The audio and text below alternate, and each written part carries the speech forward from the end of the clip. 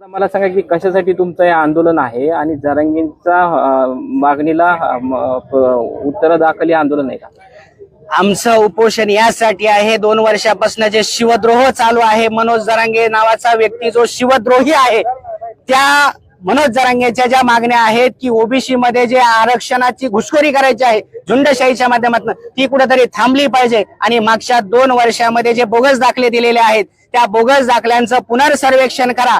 आणि महाराष्ट्र सरकारला माझी या ठिकाणाहून विनंती आहे की तालुक्याला जिल्ह्याला जसे तुम्ही दाखले वाटप करायचे, दुकानं उघडे होते, त्याच पद्धतीनं कुठल्या दाखल्याच्या आधारे, कुठल्या पुराव्याच्या आधारे काय काय डॉक्युमेंट्स दिलेत हे सगळे जाहीर करा. म्हणजे जेणेकरून ओबीसीला सुद्धा कळेल की तुम्ही कोणत्या आधारावर दाखले दिले आहेत. आणि त्यासोबत पाठीमागच्या काळामध्ये सरकारने जे ओबीसी मराठा समाजाचं सर्वेक्षण केलं त्या सर्वेक्षणाचं देखील पुनर्सर्वेक्षण करा.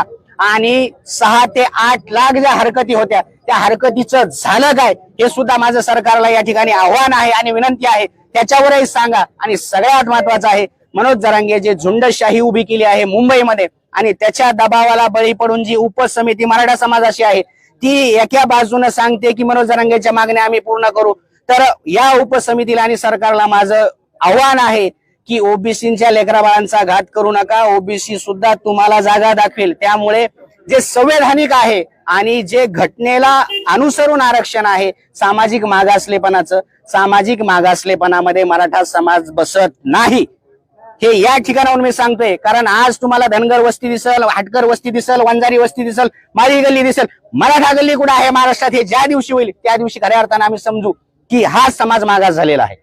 काय नाव तुमचं? विठ्ठल तळेकर.